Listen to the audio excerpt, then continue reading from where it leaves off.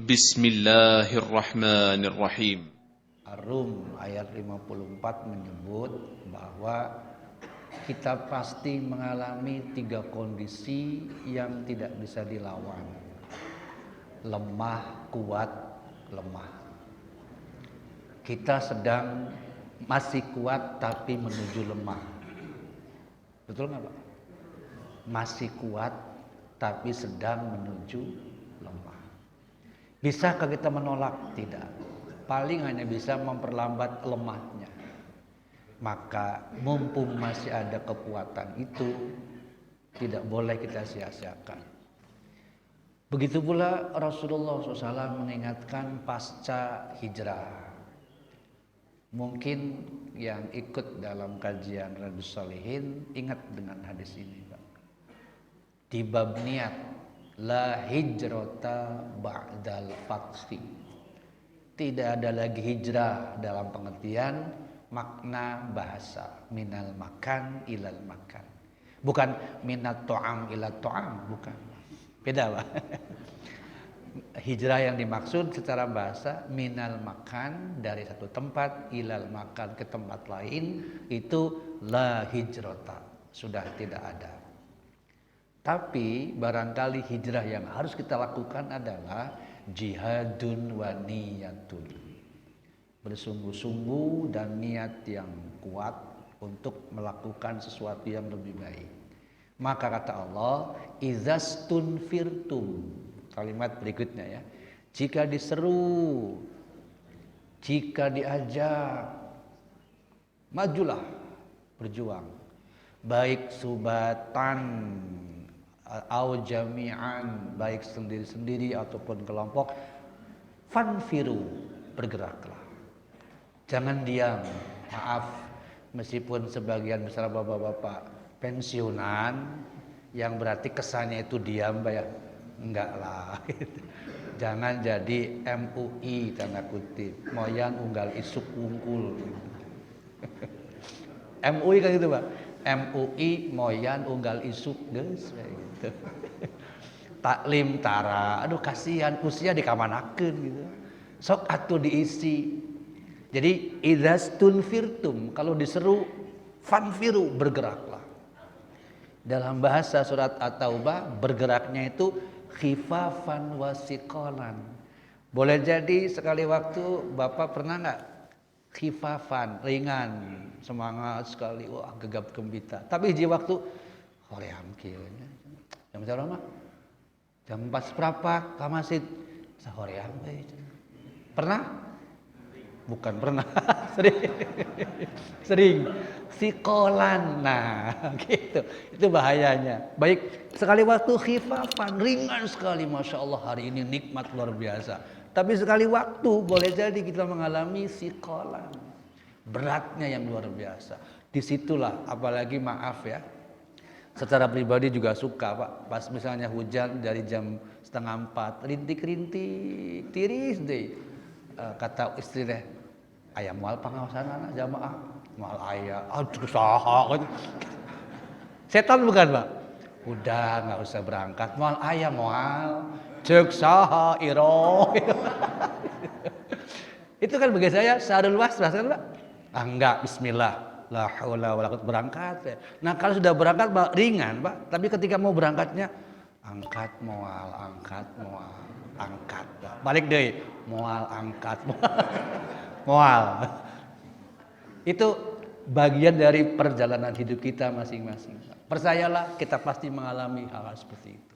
Maka supaya tidak ngedrop, jangan biasakan gaul dengan yang bodoh. A'rid anil jahilin. Seperti di Quran.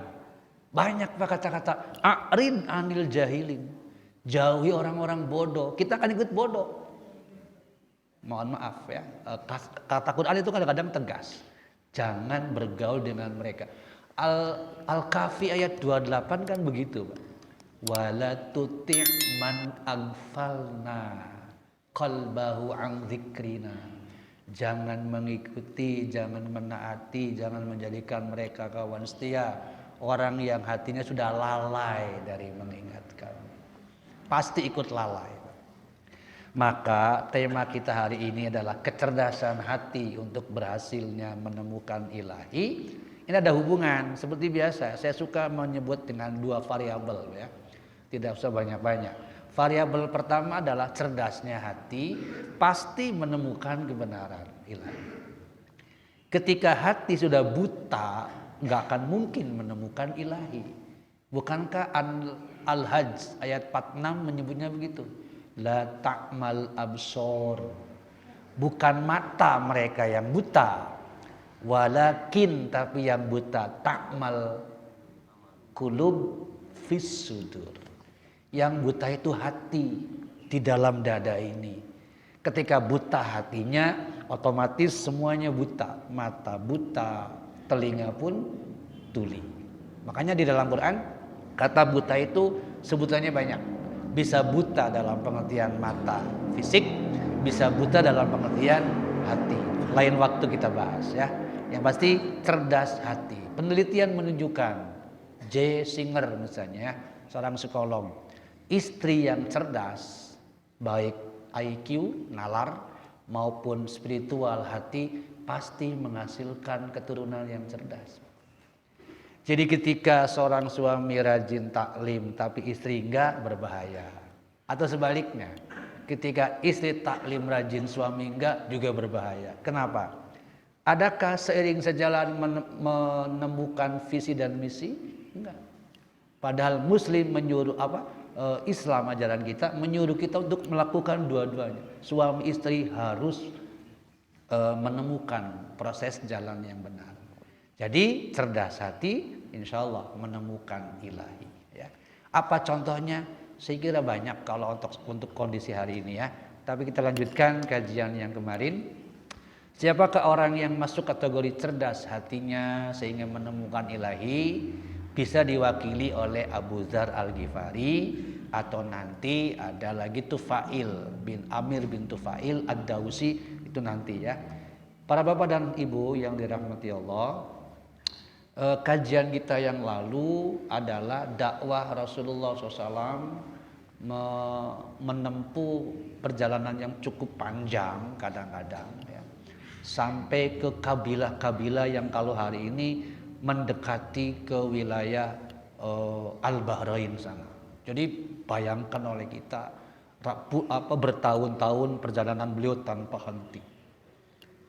Pertama kali yang beliau datangi adalah kelompok kabilah-kabilah, tapi terkadang juga mendekati individu, dan kadang-kadang ada individu yang tidak didatangi tapi malah mendatangi, antara lain Abu Dzar Al-Ghifari.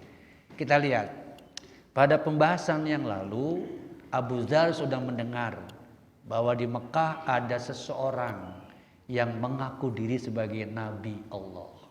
Di sisi lain Abu Dzar setidaknya Abu Dzar sudah memiliki literasi, Pak. Maksudnya sudah pernah mendapatkan pengetahuan sebelumnya bahwa akan ada Nabi. Jadi antara pengetahuan yang lama dengan informasi yang baru bahwa ada Nabi itu langsung match, sesuai. Maka dia mengutus saudaranya, tolong cari informasi tentang orang yang mengaku dirinya Nabi.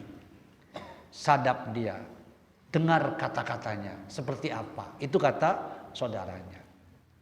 Ketika dia menunaikan haji, pulang dari haji saudaranya itu, dia minta jelaskan apa yang kamu peroleh. Rupa-rupanya Abu Dzar kurang puas. Mungkin kalau lebih khusus memang harus dikaji secara khusus pula ya, tentang sirah Abu Dzar sendiri, sirah sahabi. Ada cukup banyak nama kitab yang mengulas masalah ini. Saya kebetulan punya 3 ya. Mungkin yang terkenal para bapak yang sudah terjemahkan dulu 60 sahabat Khalid Muhammad Khalid. Kalau nggak salah penerbit pertama yang menerjemahkan itu di Ponorogo sekian tahun yang lalu ya. Tapi sebetulnya banyak ya tentang min sahabatin Nabi SAW ya. Kembalikan tadi. Karena dia tidak merasa puas atas informasi yang diberikan oleh saudaranya, dia sendiri yang pergi untuk menemui beliau. Sampailah di Mekah. Singkat kata, di Mekah ketemu, nanti ada hadis yang kita kutip ya. Di Mekah ketemu dengan Ali. Faqala lahu, berkatalah beliau kepada Ali, amma innaka qad rasyidta. Jika engkau sudah mendapatkan petunjuk, maksudnya kepada Ali. Tolong ya. Wajahku ini, kata Abu Dzar, maksudnya wahai Ali, jika engkau sudah mendapatkan petunjuk atau informasi tentang Rasulullah itu ada di mana, tolonglah segera beritahu saya. Kenapa gitu? Hadza wajhi ilai. Mungkin kalau pakai bahasa para sastrawan, Pak, terbayang-bayang di mata, gitu. Pernah dengar? Jadi kalimat hadza wajhi ilai, wajahku ini selalu ingat beliau. Jadi kalau mau makan ingat kamu, kalau mau ke WC juga ingat kamu. Itu hadza wajhi ilai, saya selalu ingat beliau, tolong segera informasikan ke saya. Maka kata Abu Dzar, ketika kamu masuk kemanapun aku ikutlah pokoknya.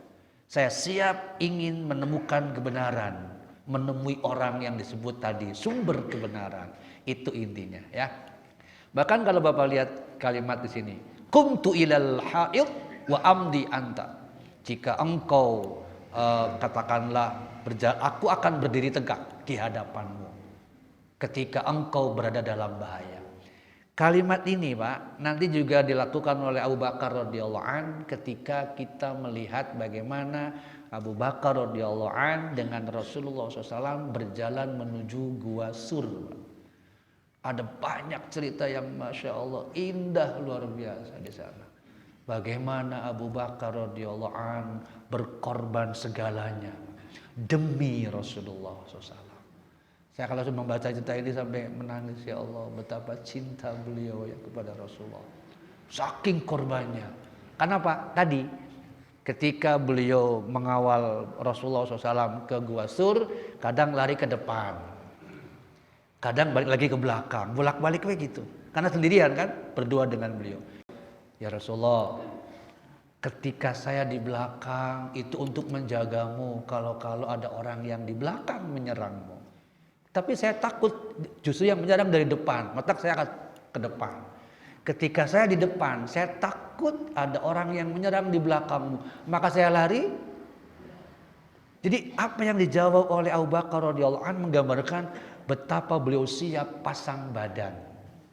Makanya kata Anies Baswedan, bukan kampanye ya, bukan ya. Ada quotes beliau yang bagus.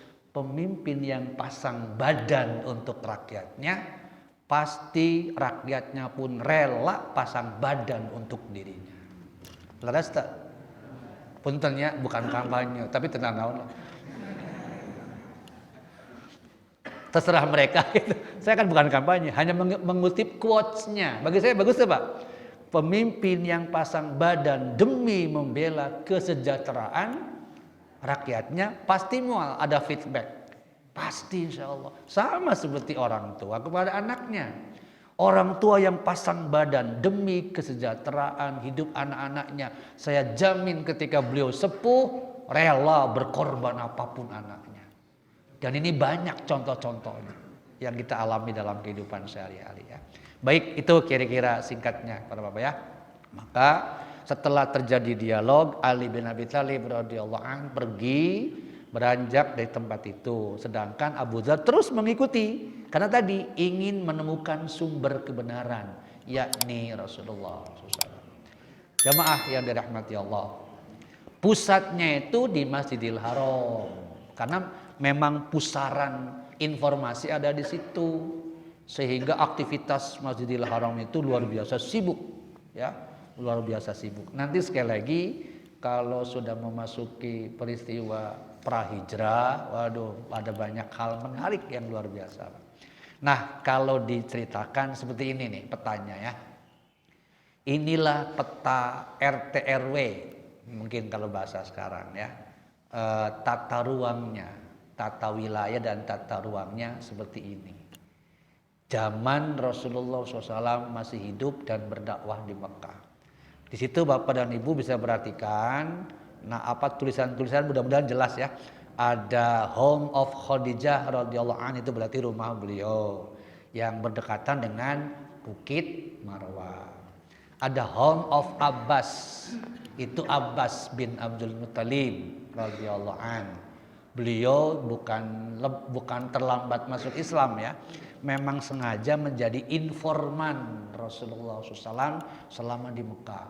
Karena Abbas bin Abdul Muttalib baru ke Madinah masuk Islam itu setelah perang Badar. Sebelum perang Badar beliau memasok informasi yang sangat banyak, ya, luar biasa. Oke, kemudian ada Zamzam Well, sumur Zamzam di situ. Ada Home of Ummi Hana, salah seorang yang dekat dengan beliau, bahkan pengasuh juga. Nah, yang titik merah ada Home of Al-Arqam. Itulah markas kaderisasi anak muda Muslim. Di situ itu dekat dengan Bukit Marwah Sofa, Pak. Sofa Marwah. Sofa, kan Sofa Marwah, ya, bukan Sofa ya, beda lagi kalau Sofa. Sofa, Bukit Sofa dan Marwah. Nah, disitulah di rumah Al-Arqam bin Abi Al-Arqam di Kader, sehingga tempat beliau di situ menjadi senternya. Setiap kali Rasulullah SAW mendapatkan wahyu pasti ke situ, lalu disebarkan kepada sahabat. Hafalkan, Iqra, baca dan hafalkan. Terus getok tular itu terjadi.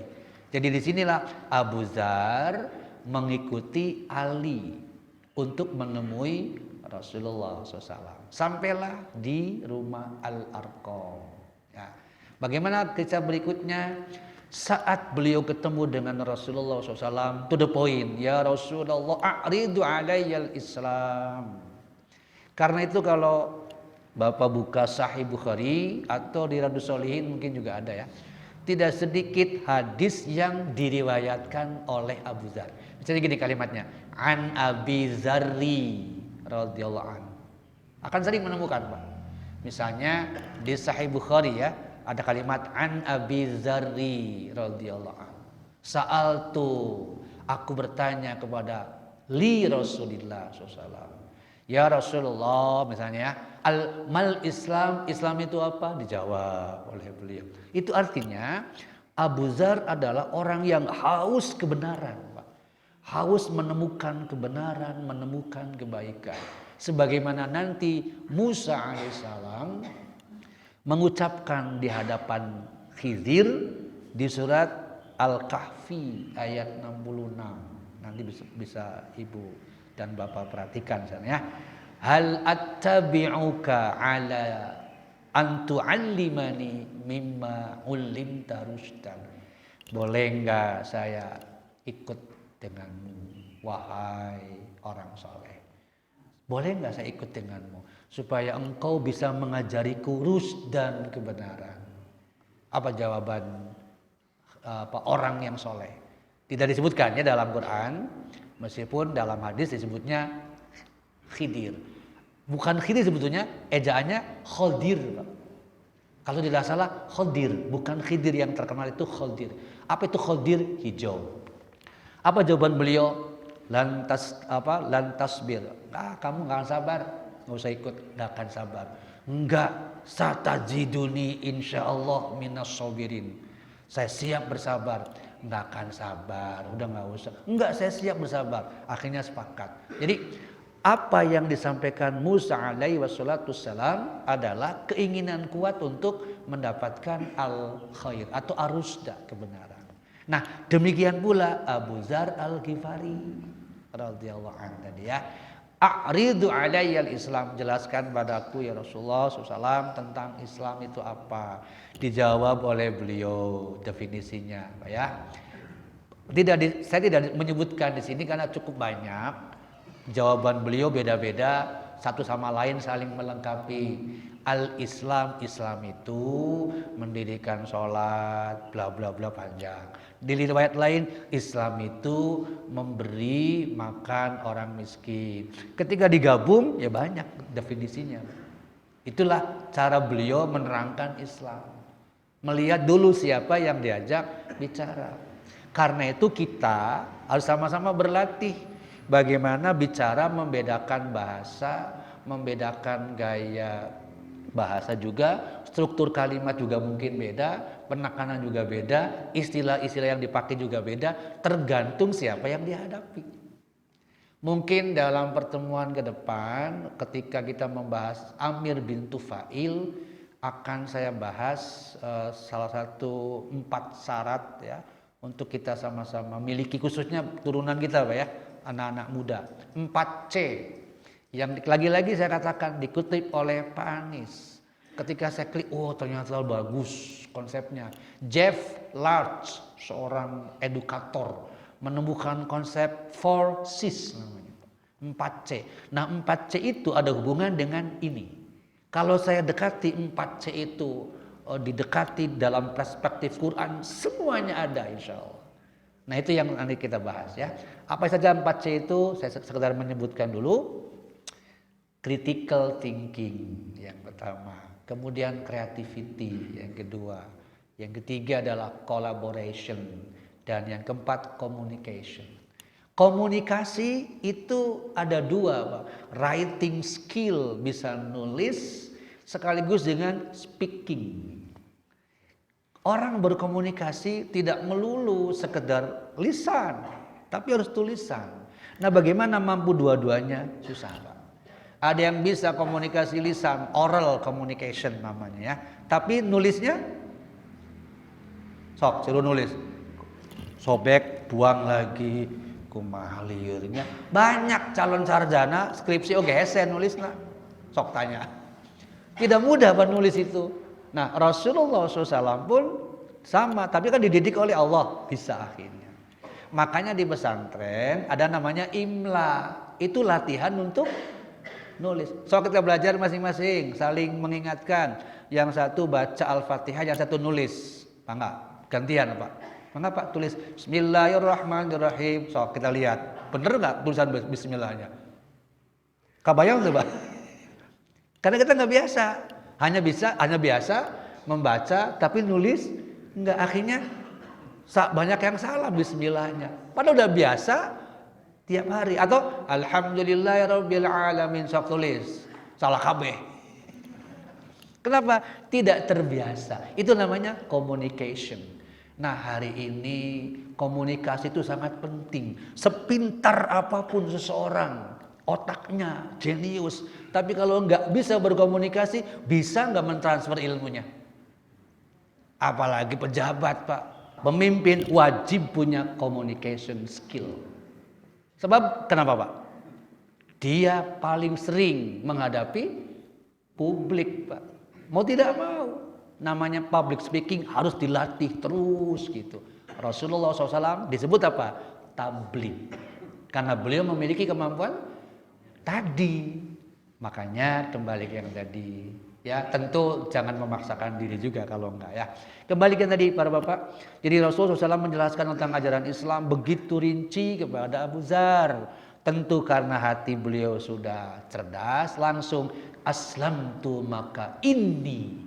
Hari ini saya Islam. Asyhadu an la ilaha illallah di hadapan beliau. Itulah Abu Dzar. Plong sudah cerdas hatinya, cerdas otaknya. Sekarang kita tarik ke zaman modern. Pernah saya cerita dulu Andre van Doorn, temannya Laknatullah Wilderkins dari Belanda, politisi sayap kanan yang sangat benci Islam dan Muslimin. Dia, Bapak masih ingat ada film Fitnah, film pendek, film dokumenter Fitnah, yang intinya sih mendiskreditkan Islam. Salah satu otak yang menjadi bagian dari pembuat skenario adalah Andre van Doorn tadi ya. Nah sekali waktu dia nalarnya berpikir, terbuka, hatinya cerdas.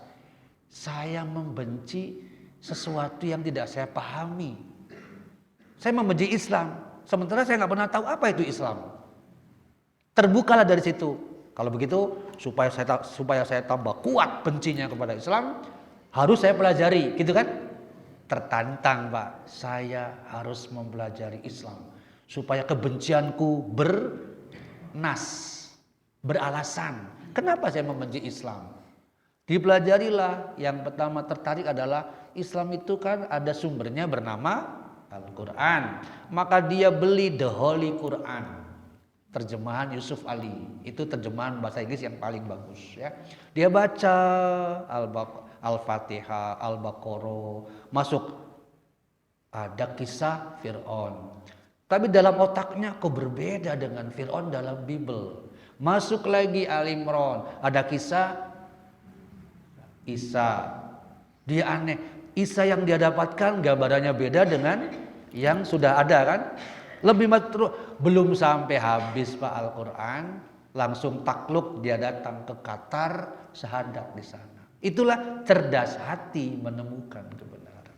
Lah kita sudah muslim sudah berapa tahun Pak? Masya Allah. Al-Quran seeptan. Alhamdulillah.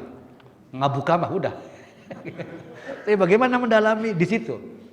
Lah saya di Amerika ngajar ibu-ibu, bapak-bapak taklim Qur'annya sejak 90 baru sampai Al-Anbiya. Berapa tahun tuh Pak? 90. Karena dari depan Al-Fatihah, Al-Baqarah terus tiap pekan, sepekan sekali baru sampai Al-Anbiya. Artinya iraha anggeusna di antara ibu-ibu yang taklim ikut sudah 15 yang meninggal. Ya karena sejak 90 sama lah usia begini. Allahu Akbar. Tapi yang meninggal datang lagi yang baru. Begitulah sunatullah Pak. Yang sepuhnya meninggal, nanti satu pagi ingat mangga ibu mangga, ibu-ibu muda mulai tertarik lagi, jadi tambah ramai lagi, ada 50 kadang. Jadi di situ Masya Allah, itu Quran belum habis sudah 30 tahunan. Terus kapan selesai? Boleh jadi usia kita lebih dulu dibanding membahas Al-Qur'annya. Dan selalu ada hal baru ya. Kembali para bapak hadirin rahimakumullah. Begitu pula dengan Jeffrey Lang, sama itu ya. Nah, apa yang dilakukan oleh Rasulullah SAW setelah itu? Al-Mubarakfuri menyebutkan, faqala lahun Nabi SAW, Nabi SAW berkata kepada Abu Dzar setelah beliau dianggap banyak menemukan ajaran Islam. Irji, sekarang kamu kembali pulang ya, ila qaumik, kamu balik lagi ke kaummu. Fa akhbirhum, jelaskan, terangkan kepada mereka.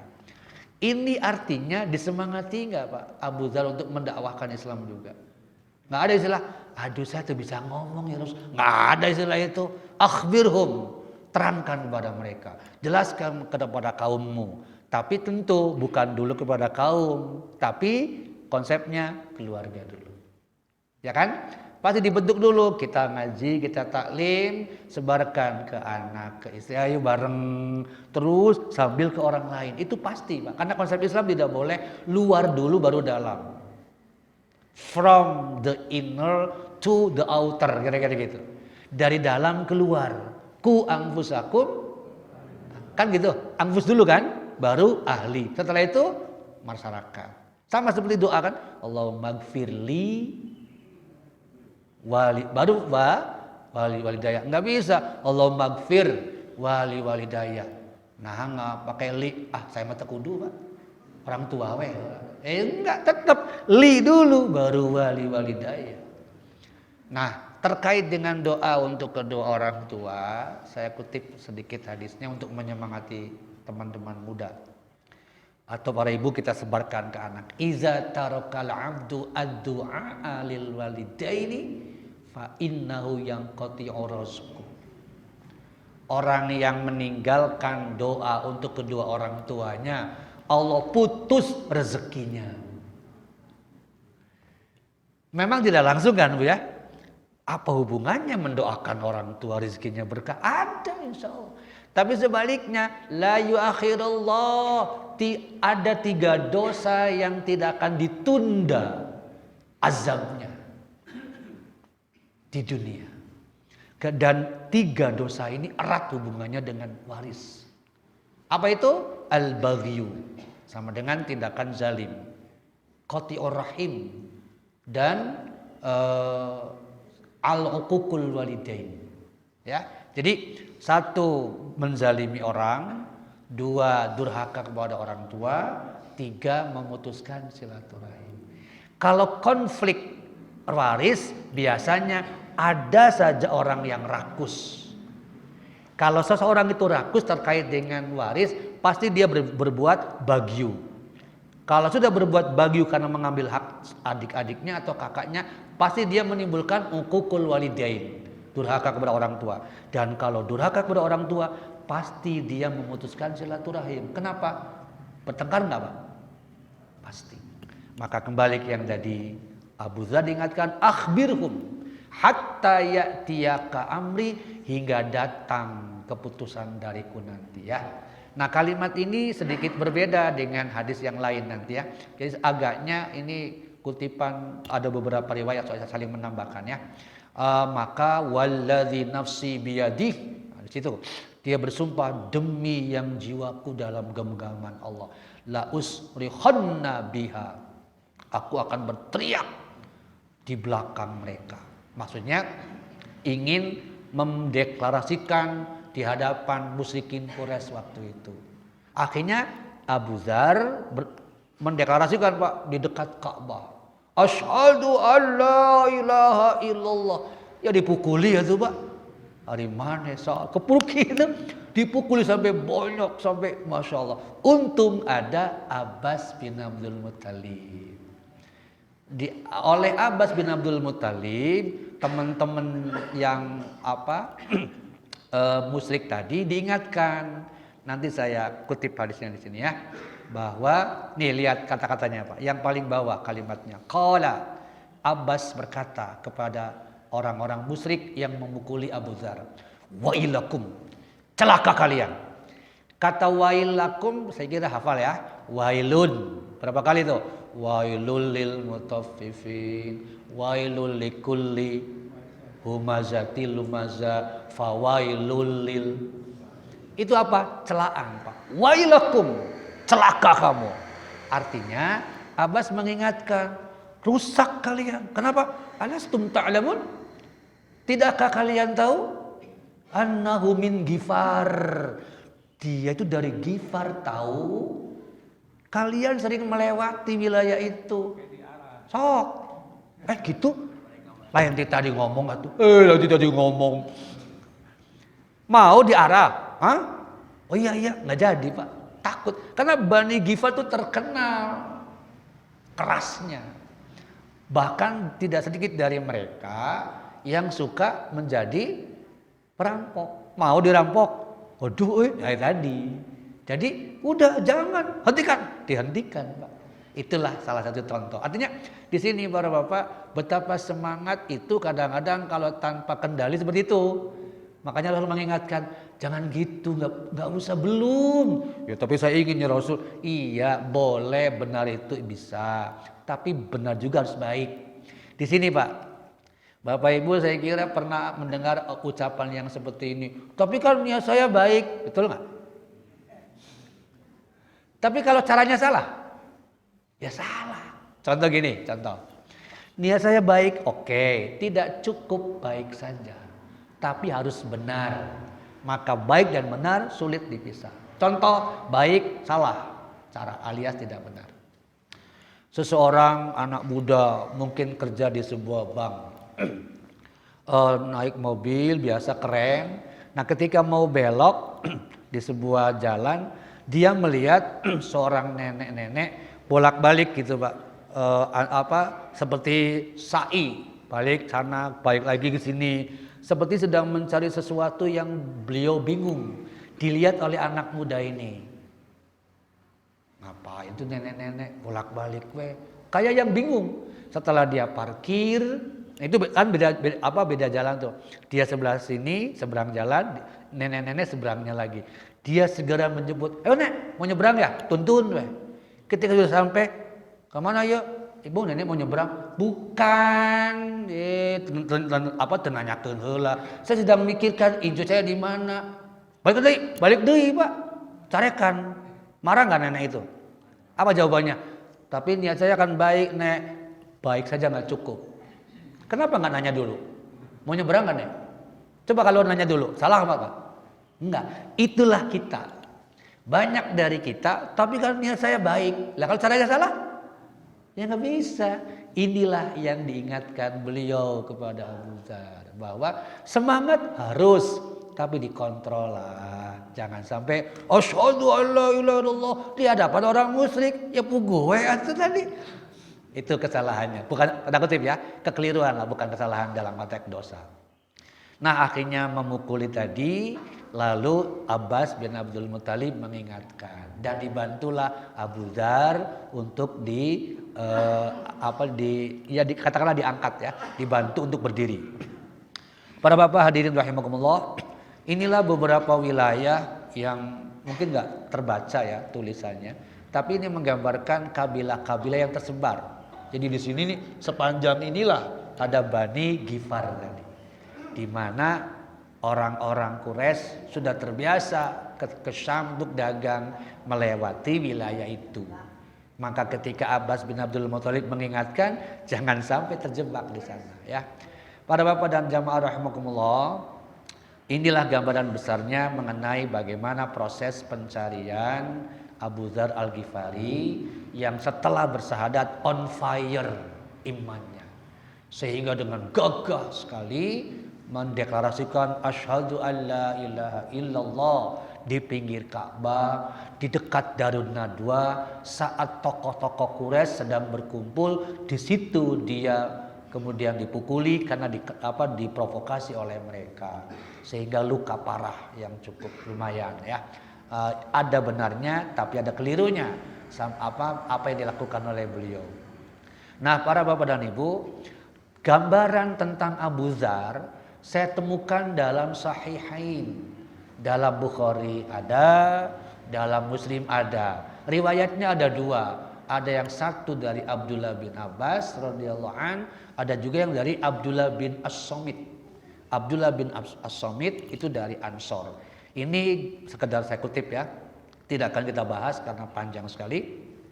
Ini riwayat yang menggambarkan bagaimana Islam ditemukan oleh Abu Dzar dari Abdullah bin Abbas radhiyallahu anhuma terkait dengan itu. Sebenarnya di situ disebutkan yang awal tadi sudah disampaikan ya. Panjang sekali di sini, Pak, sampai menemukan kebenaran. Ini sampai di sini. Nah, tadi yang disampaikan Rasul setelah Abu Dzar bersyahadat, faqala lahun nabiyyu sallallahu irji ila qaumika fa akhbirhum hatta ya'tiyaka amri. Hatta ya'tiyaka amri. Kalau saya kutip dari tulisan Al-Mubarakfuri ini ada sedikit berbeda kalimatnya. Kalimatnya begini, wa irji' ila baladika. Nah, kalimatnya beda nih. Kalau sini kan ila qaumika. Ini riwayatnya beda. Pengambilan riwayatnya. Ini Muslim. Irji' ila baladika fa idza balaghaka zuhurina fa aqbil. Katanya gini, kembalilah ke kampungmu, dakwahkan Islam. Nanti kalau kami sudah menang, masuklah ke Madinah. Betul, Pak. Setelah mengajak kaumnya kemudian masuk Islam semua, banyak ya yang masuk Islam, lalu mendengar bahwa Rasulullah SAW hijrah ke Madinah, maka Abu Dzar dan penduduknya hijrah ke Madinah. Tadi kan sesuai perjangan Rasul. Nanti kalau kami zuhurina, kalau kami sudah menang, kalau kita sudah kuat, bolehlah kamu datang ya nanti ke kami Madinah. Ikut, Pak. Itu yang diceritakan ya. Baik, para bapak rahimakumullah. Jadi ulasan ini paling tidak ada 3 yang saya ambil penting. Pesan Rasulullah SAW tadi kepada Abu Dzar, dakwahkan Islam. Yang kedua, tindakan yang dilarang, yakni tolong kamu jangan mendeklarasikan secara terang-terangan. Belum waktunya sekarang. Sekarang masanya masih sir dulu. Nanti jahriyahnya nanti. Sekarang sir dulu, diam dulu. Yang ketiga, kalimat peringatan dari Abbas bin Abdul Muthalib kepada teman-temannya bahwa kalau kalian bertindak zalim kepada dia Abu Dzar, kalian boleh jadi akan mengalami akibat yang sama. Paling tidak itu menakut-nakuti, Pak ya. Sementara dalam Sahih Muslim Abdullah bin Somit juga sama, cuman lebih panjang ceritanya karena digambarkannya lebih lengkap pemaparan yang disampaikan oleh Abdullah bin Somit. Lagi pula di sini dua-duanya menceritakan pribadi masing-masing. Kharajna min qaumina gifarin dan seterusnya, gitu ya kira-kira. Sekali lagi nggak akan dibahas karena panjang sekali. Kita ingin mengambil kesimpulannya, itu Pak, panjang tuh. Ya, gambaran tentang Abu Dzar Al-Ghifari sambil dialog dengan Abu Bakar dan sebagainya. Ya perlu waktu khusus kalau kita ingin mendalami nilai-nilai yang ada di dalamnya ya. Jamaah yang dirahmati Allah, ini kalimat pesan tadi, iza qadima Rasulullah SAW al-Madinah aslamna faqadima Rasulullah SAW. Jadi apabila nanti kata umatnya nih Pak, setelah mendapatkan ajakan Islam dari umatnya, apa kata masyarakatnya? Wahai Abu Dzar, kalau Rasulullah SAW sudah ke Madinah, kami akan Islam dan kami siap ke sana. Dan betul Pak, setelah beliau hijrah, umatnya, masyarakatnya masuk Islam, mereka pun hijrah ke Madinah.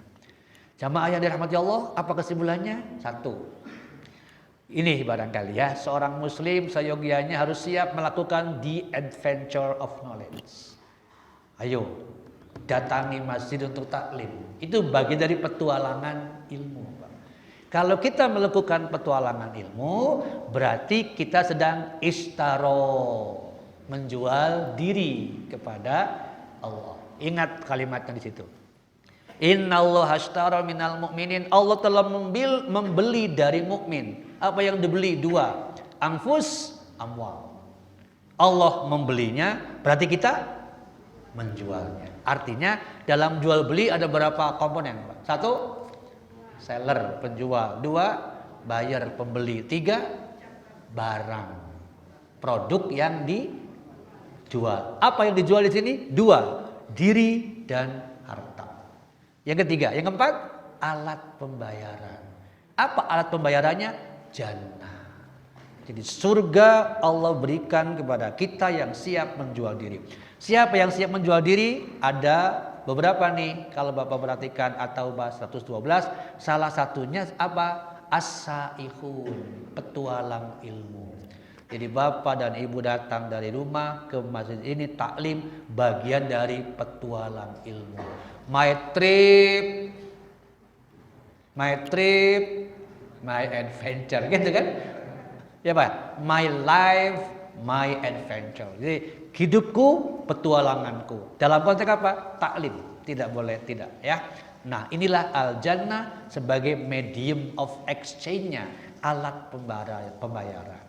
Para bapak dan ibu rahimakumullah, jadi apa yang dilakukan oleh Abu Dzar itulah gambaran bahwa beliau as-saihun. Nah ingat hadis ini para bapak, mayuridillahu bihi khairan. Siapa yang Allah kehendaki akan berkualitas hidupnya, baik, berkah, sejahtera dan seterusnya, langkah pertama yang Allah sentuh dari diri orang itu, yufaqihu fiddin. Minat mempelajari agama.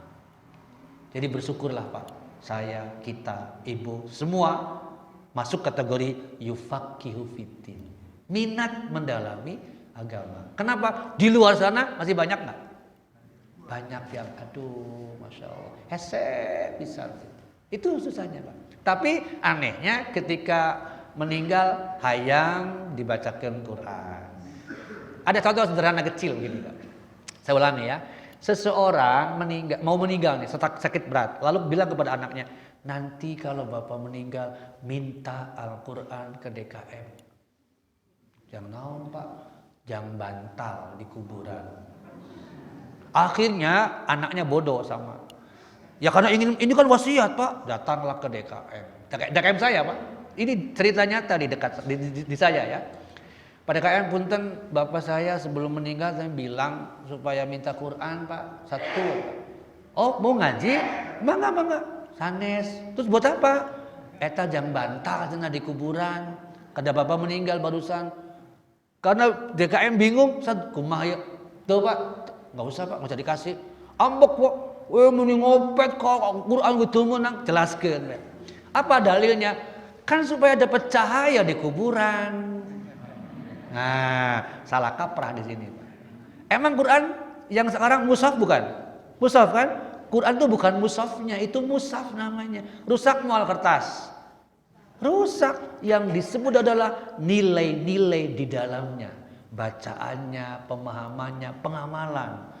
Itu Pak, orang ini semua umur susah diajak taklim. Ayo pas gitu, itulah contoh Pak. Jadi mari kita menjadi petualang. Perburuan ilmu itu bagian dari jihad di jalan Allah Pak. Sekecil, seringan apapun yang kita lakukan ya. Baik, itu kira-kira petualang ya. Kita suka di sini. Mohon maaf ya. Dulu ya waktu masih kuliah, harus kuliah ke sana kemari, saya harus belajar ke Profesor Afif di sana, harus belajar ke Abuya di daerah sebuah daerah lah ya. Terus keliling dalam rangka apa? Senang aja taklim. Senang aja berpetualang keilmuan. Ada kenikmatan tersendiri Pak. Betapapun kadang menderita, iya wajar. Imam Syafi'i sendiri mengingatkan begitu. Bahwa orang yang tidak siap perih pedih mencari ilmu, jangan harap mendapatkan apa yang dia usahakan. Perih itu wajib hukumnya, tanda kutip ya. Baik para bapak rahimakumullah. Nah, terkait dengan ilmu ada hal menarik nih. Al-Farabi saya dapatkan dari sebuah buku epistemologi, ini sedikit agak berat karena berkaitan dengan filsafat ya. Tapi kira-kira saya kutip saja. Al-Farabi menyebut klasifikasi ilmu, ada teori kesatuan ilmu, bahwa intinya ilmu manusia itu sumbernya satu, Allah. Maka tidak boleh ilmu dipecah-pecah, harusnya bersatu. Yang melakukan pemecahan atau sekularisasi adalah kafirin. Yang kedua, teori klasifikasi ilmu, ada wahyu Allah dan segala peristiwa, ada ilmu agama, ilmu umum. Tapi ilmu agama, ilmu umum tidak boleh dipisah, disatukan dengan basis nilai tauhid. Dan yang ketiga, teori hierarki, maksudnya dari sisi ilmu Pak, bahwa yang mestinya kita lakukan itu ilmu agama tidak boleh berhenti kita pelajari. Tapi para bapak masih butuh ilmu matematika tentang Pitagoras. Masih butuh Pak? Sudah enggak, sudah bukan waktunya. Jadi yang kita lakukan, ayo fardu ain ilmu agama. Jangan berhenti. Tadi my trip, my adventure, my life, my adventure gitu ya, prinsip dasarnya. Nah, kemudian yang ini gambaran tentang ancaman, bahwa di sini kita harus menjadi bagian dari wal takum minkum, seperti pesan Rasul kepada Abu Dzar, ingatkan umatmu, kaummu.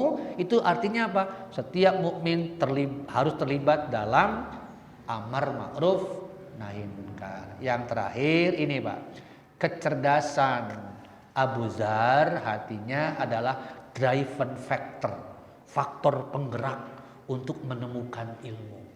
Jadi jaga di sini Pak. Bisakah orang melakukan atau memiliki driven factor selama 3 penyakit bercokol kuat dalam dirinya? Enggak. 3 penyakit yang menghalangi orang driven factor. Mual kadia para bapak dan ibu. Kalau punya 3, satu saja dari 3 penyakit. 1, kibir, sombong.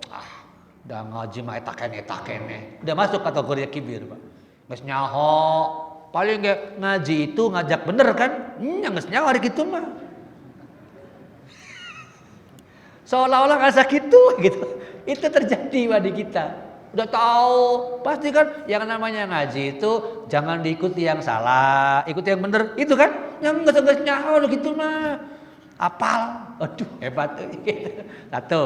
Yang kedua, kibir sendiri ada 2, ada takabur, ada istikbar. Sudah pernah dibahas ya. Yang kedua adalah aba, malas. Iblis punya sifat malas. Jadi orang yang terus malas sebetulnya pengikut aba tadi. Yang ketiga adalah hayaun, malu. Malu setengah iman bukan Pak? Iya kan? Al haya'u syu'batun minal iman. Tapi malu yang mana? Nah, kalau kita malu taklim, Setengah iman bukan? Aduh beda Pak. Maka kata saya, kebanyakan orang muslim dari sisi belajar nih kalah malunya oleh Superman. Karena Superman tidak punya rasa malu. Padahal celana jeruk di luar. Hebat tuh Pak. Ya kita kebaikan kok malu jadi aneh. Coba Bapak selami nih. Ini penting, kata-kata beliau bagus sekali. Indah bagi saya ya. Pak Hashim Muzadi Al-Maghfurlah. Jika yang kosong itu akalnya, isilah dengan ilmu. Kita sering kosong tak? Sering, maka isi dengan ilmu. Jika yang kosong itu hatinya, isilah dengan zikir. Sholat, tilawah Quran itu kan zikir. Saat kesatuan pikir dan zikir akan membentuk ulul ilmu, ulul albab atau ulul ilmi, ulul absor. Nah, ulul albab itu saya kaitkan tadi nanti dengan ke depannya, bulan depan lah insya Allah. Yakni 4C tadi saya ingin mendalaminya. Bagaimana ulul albab itu memiliki 4C. Bapak jangan menganggap sepele kolaborasi ya. Kolaborasi itu gak mudah kalau ada egoisme satu sama lain. Berarti di balik semangat kerjasama ada semangat rendah hati. Rendah hati nanti ujungnya zuhud yang sedang dibahas itu kan hadisnya. Demikian para bapak rahimakumullah. Mudah-mudahan apa yang dilakukan Abu Dzar adalah inspirasi buat kita semua. Insyaallah pelajaran yang sangat indah dari beliau. Terima kasih.